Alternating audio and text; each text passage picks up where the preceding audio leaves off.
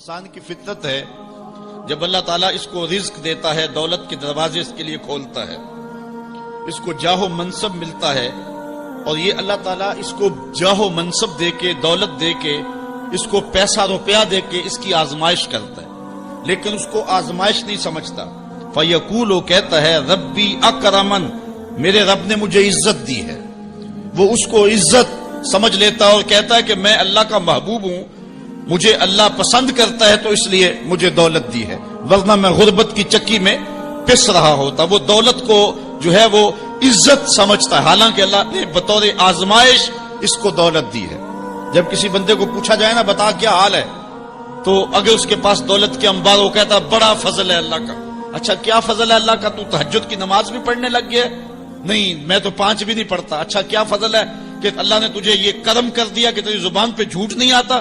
نہیں، میں تو صبح شام جھوٹ بولتا ہوں، ٹیکس بھی چوری کرتا ہوں، میں تو سب کچھ کرتا ہوں، تو پھر کیا فضل ہے؟ کہتا ہے مجھے دولت دے دی گئی۔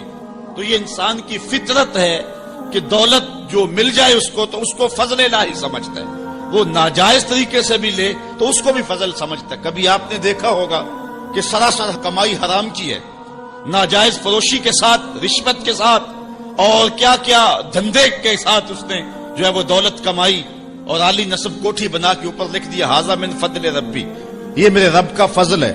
حالانکہ یہ تو قہر تھا، آزمائش تھی اس کے اوپر، لیکن وہ شیطان نے اس کو جس راستے پہ لگایا اور شیطانی دھندے کے ساتھ جو اس نے دولت کمائی، اس کو بھی یہ فضل ربی قرار دے رہا ہے اور سمجھتا ہے کہ واقعی میرے رب کا فضل ہے۔ نہیں، اللہ فرماتا ہے ایسا نہیں ہے، یہ اس کی کج فکری ہے۔ فضل یہ نہیں ہے کہ کسی کو دولت دے دی جائے، فضل یہ ہے کسی کو تہجد کے سجدوں کی توفیق دے دی جائے، فضل یہ ہے کسی کے سینے کے اندر ایمان کا چراغاں کر دیا جائے، فضل یہ ہے کہ کوئی شخص جھوٹ بولنا چاہے بھی، ایک غیبی طاقت زبان کو پکڑ لے، میرے بندے تو محمد عربی کا نوکر ہے، اور محمد عربی صادق بھی تھا، امین بھی تھا، تو جھوٹ بولنا اچھا لگتا ہے، تو وہ جھوٹ بولنا چاہے بھی تو نہ بول سکے۔ یہ ہے رب کا فضل، یہ ہے رب کی کرم نوازی، اور یہ ہے رب کے رحم کا انداز۔ لیکن انسان کی کج فکری ہے، اللہ آزماتا ہے اس کو دولت دے کے، حالانکہ دولت کی آزمائش بہت ڈاڈی آزمائش ہے۔ حضرت عبداللہ ابن مبارک کہتے ہیں ہمیں غربت سے بھی آزمایا گیا اور دولت سے بھی آزمایا گیا۔ غربت کی آزمائش میں تو ہم پورے نکلے، لیکن دولت کی آزمائش میں ہم پورے نہ نکل سکے۔ یہ آزمائش زیادہ سخت آزمائش ہے، لیکن فیقول، بندہ کہتا ہے ربی اکرمن، میرے رب نے مجھے عزت دے دی، کوئی عہدہ مل جائے، کوئی شان و شوکت دنیا کی مل جائے، چاہے وہ اس کا ذریعہ کوئی بھی ہو، بندہ کہتا جی فلاں پہ بڑا ہی اللہ کا فضل ہو گیا ہے۔ یار ایک معمولی شخص تھا، گلی سے نکلا، اب دیکھو جو ہے وہ وزارت کا قلم دان تھامے ہوئے ہے، بڑا فضل ہوا۔ کیا فضل ہوا اس کے اوپر کہ اس نے جائز ناجائز ہر راستہ جو ہے وہ اختیار کیا اور رب کو قدم قدم پہ ناراض کیا، اور ہم اس کو فضل گردان رہے ہیں۔ کہا فضل نہیں ہے، یہ ڈاڈی آزمائش ہے، لیکن انسان کی کج فکری ہے، وہ اس کو فضل کہہ رہا ہے۔ اچھا ایک اور انسان کی کج فکری دیکھیے، وَأَمَّا إِذَا مَبْتَلَاهُ فَقَدَرَ عَلَيْهِ رِزْقَهُ فَيَقُولُ رَبِّي أَهَانَنِ، اور اگر اللہ آزمائے اس کا رزق اس پر تنگ کر دے، فَيَقُولُ، تو پھر کہتا رَبِّي أَهَانَنِ، میرے رب نے تو مجھے خار کر دیا، میرے رب نے تو مجھے ذلیل کر کے رکھ دیا۔ یہ فطرت ہے انسان کی کہ اس کو تھوڑی سی سختی ملے، دولت کے انبار جو تیزی کے ساتھ آ رہے ہیں تھوڑا سا کم ہو جائیں، اور اس کو غربت کی چکی میں پیسا جائے، تو یہ بھی اس کی آزمائش تھی۔ دولت دے کے آزمائش کی گئی کہ کیا راہ خدا میں لٹاتا ہے کہ نہیں لٹاتا، میرے راستے کے اندر اس کو خرچ کرتا ہے کہ نہیں کرتا۔ یتیم، غریب، مسکین، لاچار، مجبور، نانے شبینہ کو ترستے ہوئے، بیمار، کیا ان کو ڈھونڈ ڈھونڈ کے ان کی دہلیز پہ پہنچتا ہے کہ نہیں پہنچتا۔ ایک تو یہ آزمائش تھی، لیکن اس نے اس کو آزمائش نہیں، اس کو عزت سمجھ لیا۔ اس نے کہا کہ میرا اللہ میرے پہ راضی ہے تو تبھی اتنی دولت دی ہے۔ اچھا اگر دولت اللہ کی رضا کی علامت ہوتی تو فرعون دولت مند نہ ہوتا، قارون کو خزانہ نہ دیا جاتا۔ اور دوسری بات، جب اس کو دولت نہیں دی جاتی، غربت میں آتا ہے تو کہتا میرے رب نے مجھے رسوا کر دی۔ یہ بھی اس کی کج فکری ہے۔ یار وہ بھی تو ہوئے ہیں کہ زمانے کے اندر ایک پھوٹی کوڑی بھی ان کے پاس نہیں رہی۔ اللہ اکبر، آؤ دیکھو فقر بو ذر کو سلام کرو، آؤ دیکھو فقر اویس کو سلام کرو، اچھا آ جاؤ حضور کی دہلیز پہ فقر محمدی کو سلام کرو۔ یہ عزت ہے، عزت، یہ بھی آزمائش ہے۔ اللہ دیکھتا ہے کہ فقر کی آزمائش میں کون پورا نکلتا ہے. زبان پر جو ہے وہ ناشکری کے لفظ تو نہیں لاتا. مل جائے اللہ کی طرف سے عطا ہو تو وہ بھی آزمائش ہے کہ اس پہ شکر ادا کرتا ہے کہ نہیں کرتا, اور نہ ملے تو یہ بھی آزمائش ہے کہ اس پہ صبر کرتا ہے یا کہ نہیں کرتا. واویلا کر دیا, شور و غل مچا دیا, لٹ گیا, میرے پاس کچھ دیا, اپنی غربت کے اشتہار لگا دیے. ایک ایک شخص کے آگے ہاتھ پھیلاتا پھرتا ہے, اپنی غربت کی عزت کو پامال کر رہا ہے, اس امتحان میں ناکام ہو گیا. اب سنو اللہ کیا ارشاد فرماتا ہے, کلا بل لا تکرمون الیتیم.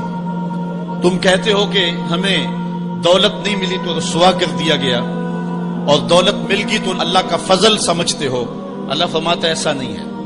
اگر تمہیں آزمائش میں ڈالا گیا ہے تو تم اس آزمائش میں کہاں تک پورے نکلے ہو. آج تمہارے اوپر جو سختیاں آئی ہیں, آج اللہ تعالیٰ کی اگر ناراضگی ہے تو اس کا یہ سبب نہیں ہے کہ تم کو دولت نہیں دی گئی, بلکہ سبب کیا ہے غور کیجئے. کلا, ایسا ہرگز نہیں. جو اس کی فکر تھی کلا سے نفی کر دی گئی, اور اس بات کس چیز کا کیا گیا, بل لا تکرمون الیتیم.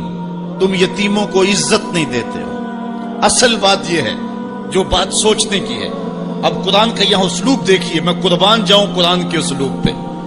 ایسے ہی نہیں, جب اکرمہ ابو جہل کا بیٹا اسلام کے حصار میں آتا ہے تو قرآن پڑھتا ہے نا تو اشش کر اٹھتا ہے اور پھر روتا ہے اور کہتا ہے ہاذا کلام و ربی, یہ میرے رب کا کلام ہے. اور قرآن بتا رہا ہے, اس کا لہجہ بتاتا ہے. اسلوب دیکھیے, بات غریب کو روٹی دینے کی نہیں کی گئی, غریب کو جو ہے وہ کھانا دینے کی نہیں کی گئی, اس کو کپڑے پہنانے کی نہیں کی گئی. قرآن نے جو کہا ہے کلا بل لا تکرمون الیتیم, بات یہ ہے کہ تم یتیم کو عزت نہیں دیتے ہو. یتیم کو تم عزت کیسے دے سکتے ہو یہ تم جانتے ہو کہ اس کی تکریم کیسے کرنی ہے. تمہارے پاس یتیم کو پہنانے کے لیے کپڑا نہیں ہے, اس کو دینے کے لیے روٹی نہیں ہے, لیکن تمہارے سینے میں پیار تو رکھا ہوا ہے نا. اس برہنہ یتیم کو سینے سے لگا کر کے اس کا ماتھا تو چوم سکتے ہو نا. رب یہ نہیں دیکھتا روٹی کس نے دی, رب یہ دیکھتا یتیم کو پیار کس نے دی ہے. وہ یہ دیکھتا ہے کلا بل لا تکرمون الیتیم. معاملہ روٹی کا نہیں ہے, بچی ہوئی روٹی تو کتے کو بھی ڈالی جا سکتی ہے, کسی کو غریب کو دے دی تو یہ کون سا کمال ہے. جو دیگیں بچ گئی وہ مدرسے میں بھیج دی, یہ کمال کی بات نہیں ہے. وہ گندگی کے ڈھیر پہ بھی تو پھینکتی تھی, خراب ہو جاتی, 2 گھنٹے اور پڑی رہتی. معاملہ یہ نہیں ہے, معاملہ تکریم کا ہے. اب وہ بھی سوچیں, عید آ رہی ہے, مینڈکوں کی طرح نکلیں گے سماجی رہنما اور سماجی کارکن, اخباروں میں تصویریں چھپیں گی, غریب عورتیں لائن میں لگی ہوئی ہیں, غریب مرد لائن میں لگے ہوئے ہیں, اور جو ہے وہ صاحب جو ہے وہ ایک ایک توڑا آٹے کا, ایک ایک تھیلا آٹے کا دے رہے ہیں, اور 10 جو ہے وہ فوٹوگرافر تصویر کھینچ رہے ہیں. اگلے دن 15 اخباروں کے اندر تصویریں لگی ہوئی ہیں. میں اس دن بھی کہا تھا کہ اس انداز کے ساتھ غریبوں کی غربت کا اشتہار لگانے والا سوچے کہ اس لائن میں اگر اس کی بیٹی کو کھڑا ہونا پڑے تو اس کا پھر انداز کیا ہو. بات یہ نہیں, بات تکریم کی ہے. کلا بل لا تکرمون الیتیم. آئیے تمہیں میں کہانی سناؤں. آقا کریم علیہ السلام جا رہے تھے عیدگاہ کو, راستے کے اندر ایک یتیم کھڑا تھا, اور آقا کریم نے کہا کہ بیٹے آج تم یہاں کھڑے ہو. کہا فلاں غزوے میں میرا باپ شہید ہو گیا تھا, میری ماں کا سایہ بھی میرے سر پہ نہیں ہے, لوگ اپنے گھروں میں ہیں, میں کس دہلیز پہ جاؤں. اچھا انتظار ہو رہا ہے عیدگاہ میں. حضور نے یتیم کو سینے سے لگایا, گھر لے گئے, اور سیدہ فاطمہ سے کہا کہ جس طرح کا لباس حسنین کو پہنایا ہے اس کو بھی پہناؤ. اللہ اکبر. اور اس کو کھانا کھلایا, اور سب کچھ اس کی تکریم کرنے کے بعد حضور نے پھر جو ہے وہ اس کو عزت دینے کے لیے, اس کی تکریم دینے کے لیے حضور علیہ الصلوۃ والسلام نے اس کو فرمایا اما ترضى ان محمدن ابوکا, بیٹے کیا تو پسند نہیں کرتا کہ محمد تیرا باپ لگے, وہ عائشہ تا امو کا, اور عائشہ تیری ماں لگے, وہ فاطمہ بنت محمد اختوں کا, اور فاطمہ تیری باجی لگے. اس نے کہا یہ اعزاز مل جائے تو مجھے اور کیا چاہیے. تو کہا آج کے بعد یہ رشتے تیرے ہوئے. ایک انگلی سے حضور نے حسنین کو تھاما ہوا ہے, اور دوسری انگلی سے اس یتیم بچے کو تھاما ہوا ہے.